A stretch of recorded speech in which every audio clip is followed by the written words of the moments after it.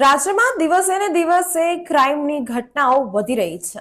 સાથે સાથે ડ્રગ્સ, ગાંજા જેવા માદક પદાર્થોનું સેવન પણ વધી રહ્યું છે.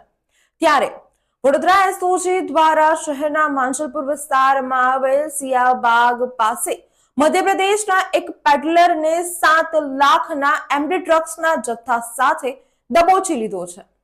પેડલર મધ્યપ્રદેશથી કોની પાસેથી આ ડ્રગ્સનો જથ્થો લાવ્યો હતો અને કોને આ ડ્રગ્સ આપવાનો હતો તે દિશામાં એસઓજીએ તપાસ શરૂ કરી છે. સાથે સાથે એસઓજીએ પેડલર પાસેથી રોકડ રકમ, મોબાઈલ ફોન અને એમડી ડ્રગ્સનો જથ્થો પણ કબજે કરી લીધો છે. ગુજરાતમાં એક ડ્રાય સ્ટેટ હોવા છતાં ડ્રગ્સ, દારૂ વગેરેનું સેવન વધી રહ્યું છે એ ખરેખર એક ચિંતાનો વિષય છે. વડોદરા શહેરને સંસ્કારી નગરી કહેવામાં આવે છે, પરંતુ કેટલાક અસામાજિક તત્વો દ્વારા નશીલા પદાર્થોનું વેચાણ કરીને સંસ્કારી નગરીને ઉડતા પંજા બનાવવાનો ઘનન પ્રયાસ કરવામાં આવી રહ્યો છે. રાત્રિના સમયે વિવિધ વિસ્તારોમાં પડેકીઓના રૂપમાં નશીલા પદાર્થોનું વેચાણ કરાઈ રહ્યું છે. રાત્રિના સમયે પણ ચાલતા પાનના ગલ્લાઓમાં પણ છુપી રીતે ગાંજો, ડ્રગ્સ સહિતના નશીલા પદાર્થ વેચાણમાં થઈ રહ્યા છે.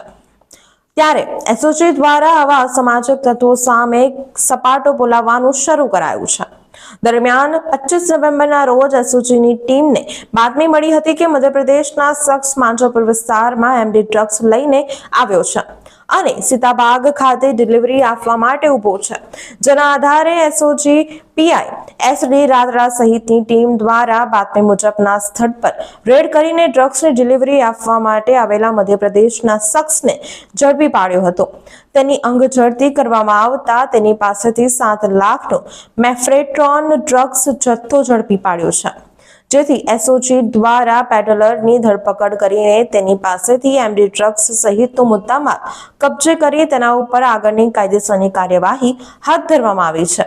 પેડલરની એસઓજી દ્વારા આ ડ્રગ્સનો જથ્થો કોની પાસેથી લાવ્યો અને કોને ડિલિવરી આપવાનો હતો તે અંગેની પૂછપરછ શરૂ કરાઈ છે.